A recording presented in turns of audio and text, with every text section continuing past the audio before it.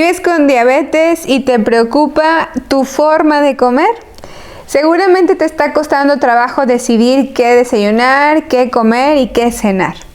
Yo soy la doctora Suraima Corona y en este video te voy a contar qué puedes hacer para mejorar tus decisiones alimentarias a la hora de cenar.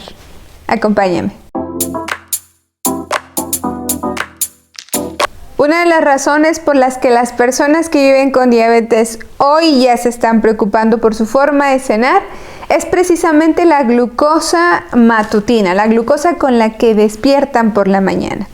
Hoy te voy a contar, además de cómo lograr una cena mucho más saludable, te voy a contar por qué la glucosa es especialmente alta o más alta por la mañana a diferencia de las glucosas del resto del día. Tengo que empezar contándote que todas, absolutamente todas las comidas que haces durante el día son importantes para controlar tu glucosa. Cualquier alimento, el que sea que te lleves a la boca, por supuesto que va a impactar tus niveles de glucosa y cuentan. Si no lo has visto, te invito a que explores los videos de mi canal porque tengo ya publicado un video donde te cuento cómo decidir qué desayuno sí y qué desayuno no. Seguramente en el futuro te voy a ayudar a armar un menú de comidas o almuerzos, pero hoy te quiero contar qué podemos hacer, qué empezamos a cambiar para mejorar esa forma de comer de la cena. Ese momento del día en el que estamos a punto de ir a dormir, es el momento del día con el que culminamos el día, es ese alimento que nos va a dar nutriente para que podamos desatar mecanismos tan importantes como la autorreparación nocturna o mecanismos fisiológicos que se llevan a cabo solamente durante el sueño. Yo sé, seguramente tú como yo sabemos que la cena es súper importante, por eso no la podemos dejar a la deriva. En consulta muchas personas me cuentan que cenan muy mal porque van a comer a la calle, salen a comer fuera de casa y entonces afuera se encuentran con la gran interrogante de todos: ¿qué como? La forma de comer, el menú, la comida que se ofrece fuera de casa suele ser no tan saludable. Incluso veo que hay personas que se generan culpa porque pues cenan casi siempre tacos. Yo vivo en México y es una comida muy común. Los tacos son ese preparado que si no lo conoces lo ves en pantalla. Está hecho a base de tortilla de maíz, carne y algunas salsas, también cebolla, cilantro. Pero el problema es que la gente piensa que los tacos son malos. Y bueno, vamos a analizar realmente si las cenas típicas, si las cenas que más encontramos fuera de casa realmente son malas, o por el otro lado, ¿qué podemos hacer para mejorar esas cenas típicas que tenemos no solamente aquí en México, sino en el país donde tú te encuentres? Uno de los primeros errores que cometen las personas a la hora de cenar es pensar que como ya no desayunaron bien, no comieron bien, pues entonces tienen que cenar muchísimo, tienen que cenar todo eso que no alcanzaron a comer durante el día. Incluso su apetito se acumula durante todo el día y bueno, si no comieron a la hora, si no tomaron un snack saludable o una comida entre comidas, si no tomaron una colación, es muy probable que para la cena lleguen hambrientos y entonces sean capaces de comerse todo lo que encuentren, lo que esté a su disposición. Yo te tengo que pedir que seas muy cuidadoso con esto. Es importante que tú repartas tu presupuesto diario o la cantidad de carbohidratos que puedes consumir en tu vida cotidiana, en tu día a día, durante todo el día. Precisamente para que la cena no esté cargada de todo eso que no alcanzaste a comerte durante el día.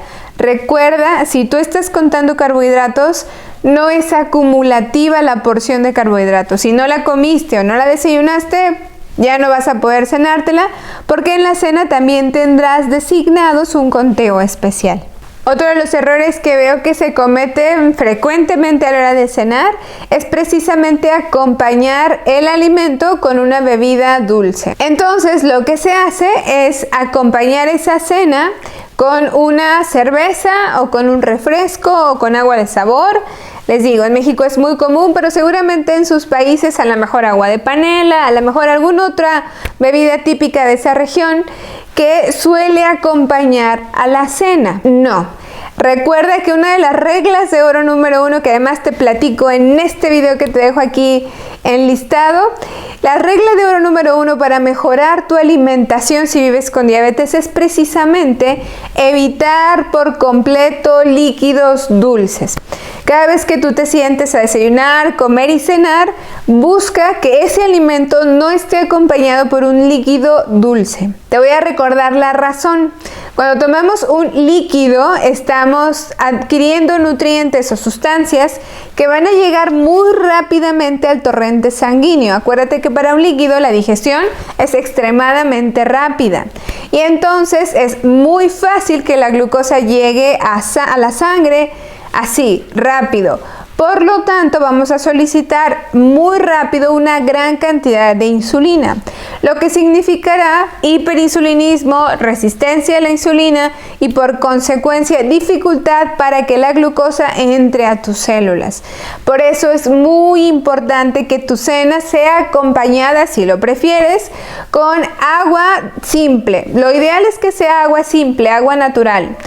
Pero si tú por alguna razón no has podido lograr reeducar tu paladar y te sigue pareciendo un tanto malo o insoportable tomar agua simple, tal vez puedas explorar líquidos que no lleven dulzura o azúcares, pero sí que tengan algún sabor. Te lo he platicado en alguno otro de mis videos. De hecho, si no lo has visto, te lo dejo por acá.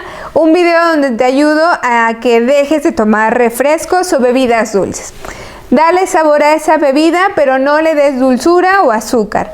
Acuérdate, el líquido tiene que ser simple, de preferencia sin azúcar, para que esa cena mejore el control de tu diabetes.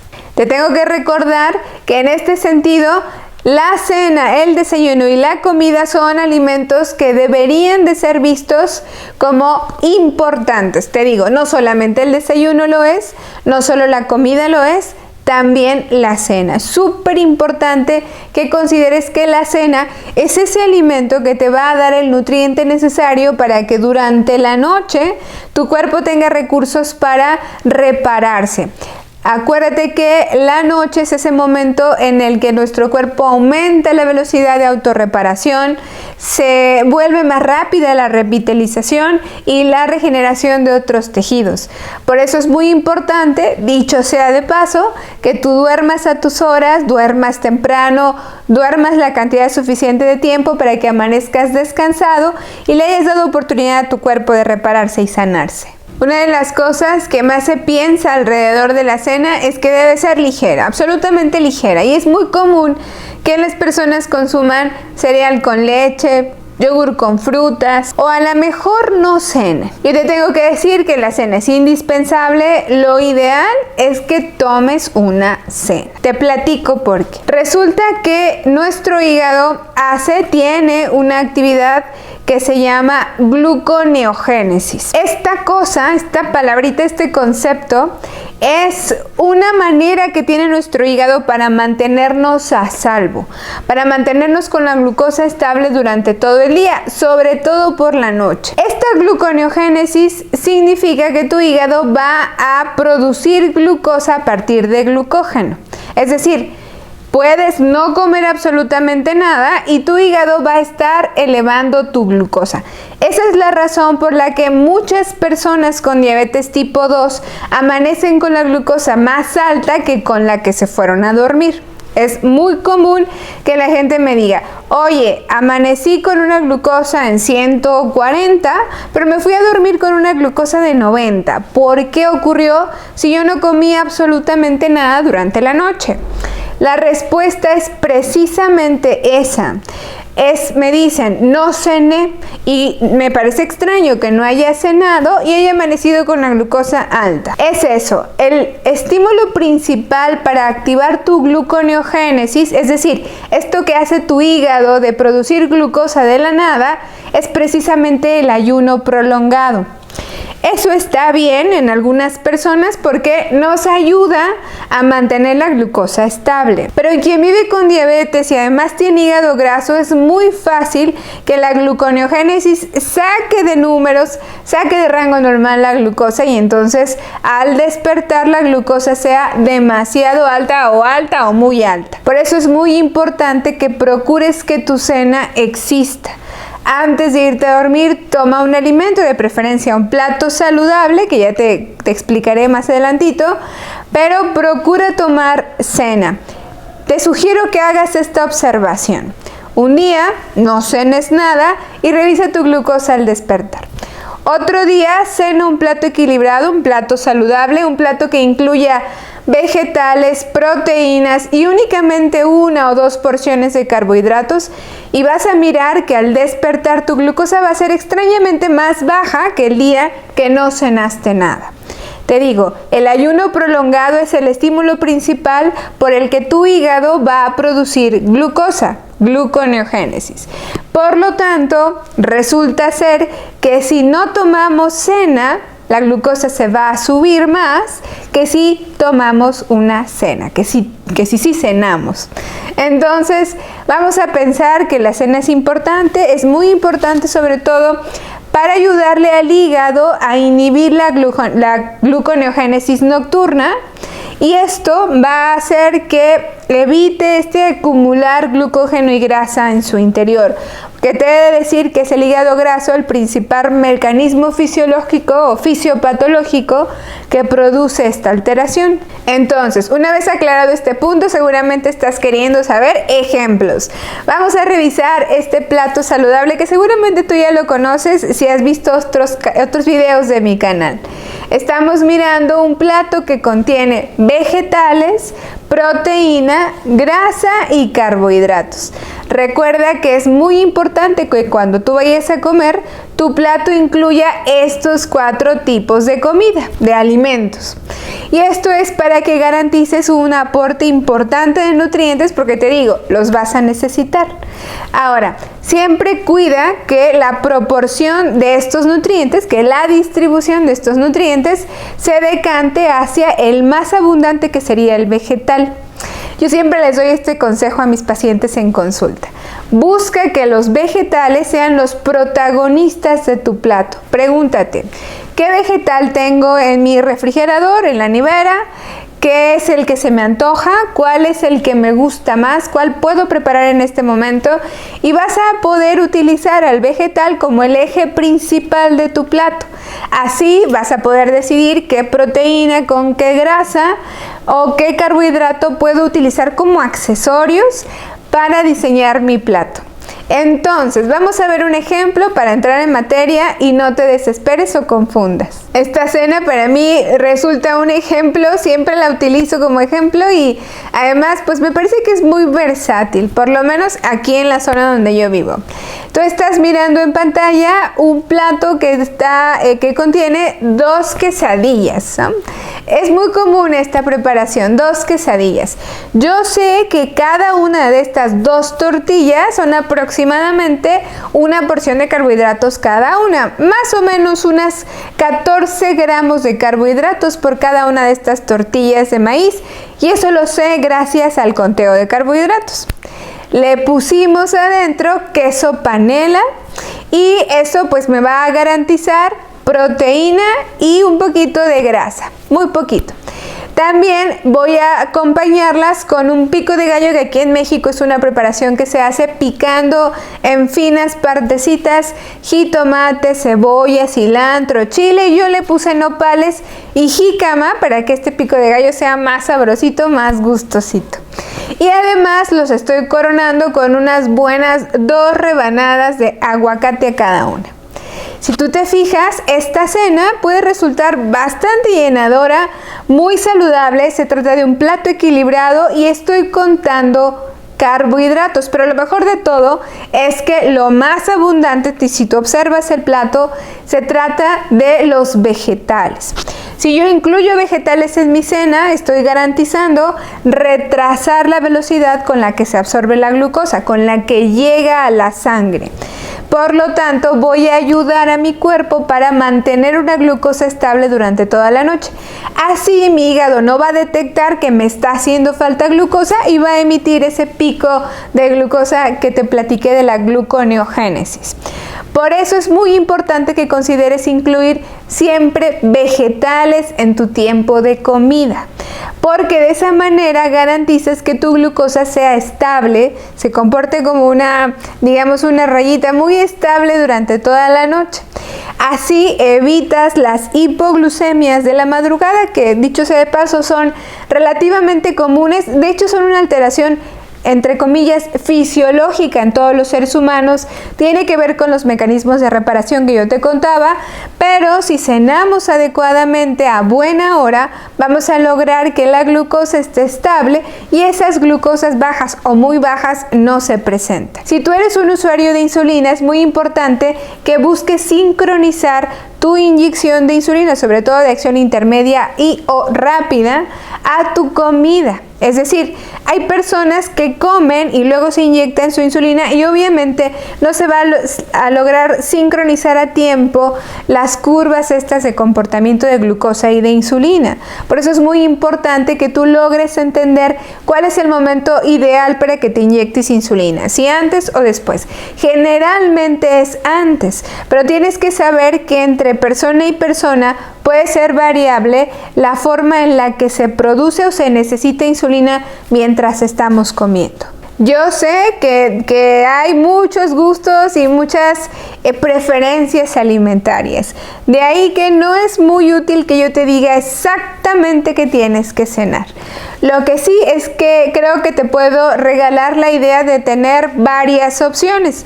No te olvides que una cena tiene que incluir estos 4 grupos de alimentos de los que ya hemos platicado: vegetales, proteínas, carbohidratos y grasas. Busca que estas 4 grandes familias de alimentos siempre te den el mejor ingrediente. Busca que sea una buena opción, un ingrediente de calidad, y de preferencia haz que tus cenas se hagan en casa. Ahora, ¿qué pasaría si tuviéramos que cenar, por la razón que sea, fuera de casa? Estás mirando una imagen de unos tacos que son muy comunes aquí en México.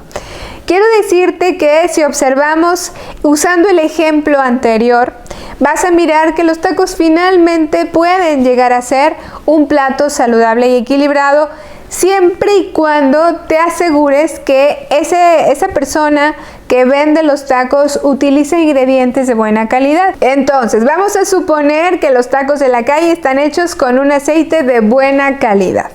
Miramos que las tortillas pequeñitas son de maíz, son de tortillería, están hechas en esa fábrica de Colonia, y 2 tortillas pequeñitas corresponderían a una porción. Entonces, si le quitamos la copia a ese taco, pues bien podríamos hacer 4 taquitos para cenar.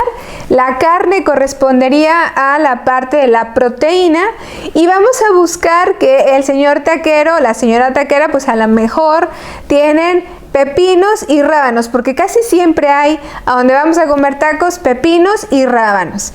Entonces vamos a utilizar ese recurso para completar el plato en cuanto a vegetales.